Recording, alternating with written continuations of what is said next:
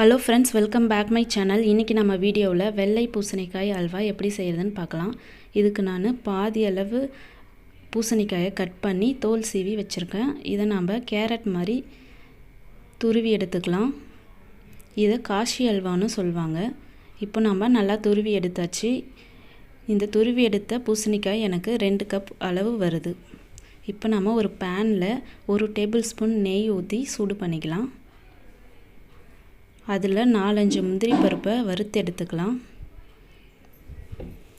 இப்போ முந்திரி பருப்பு நல்லா வறுபட்டாச்சு. இதை எடுத்து வேறு தனியாக வச்சுட்டு மிச்சம் இருக்க நெய்யில் நாம் துருவி வச்சுருக்க பூசணிக்காயை சேர்த்து ஒன்றா நல்லா கலந்து விட்டுருங்க.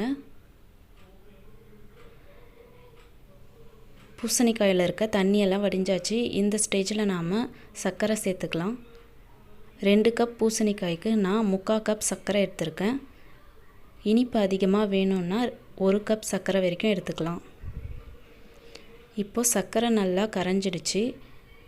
இப்போ இந்த ஸ்டேஜில் நாம் கலர் சேர்த்துக்கலாம். குங்குமப்பூ சேர்த்துக்கலாம், அப்படி இல்லைன்னா ஃபுட் கலர் சேர்த்துக்கலாம். என்கிட்ட ஃபுட் கலர் தான் இருக்குது, நான் அதை சேர்த்துக்கிறேன். கலர் சேர்த்துட்டு எல்லாத்தையும் ஒன்றா நல்லா கலந்து விட்டுட்டு மூடி வச்சுருங்க.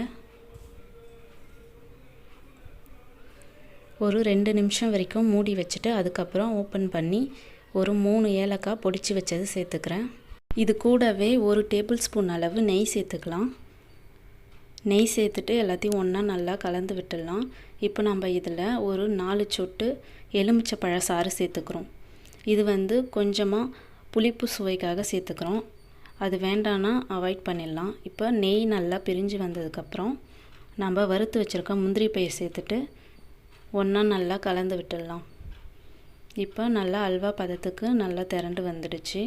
இப்போ இந்த ஸ்டேஜில் நம்ம ஸ்டவ் ஆஃப் பண்ணிவிட்டு சர்வ் பண்ணலாம். இப்போது நம்மளோட வெள்ளை பூசணிக்காய் அல்வா ரெடி. இந்த ரெசிபி கண்டிப்பாக ட்ரை பண்ணி பாருங்கள். இந்த வீடியோ பிடிச்சிருந்தா லைக் பண்ணுங்கள், ஷேர் பண்ணுங்கள், கமெண்ட் பண்ணுங்கள், கண்டிப்பாக சப்ஸ்கிரைப் பண்ணுங்கள். தேங்க்யூ ஃபார் வாட்சிங்.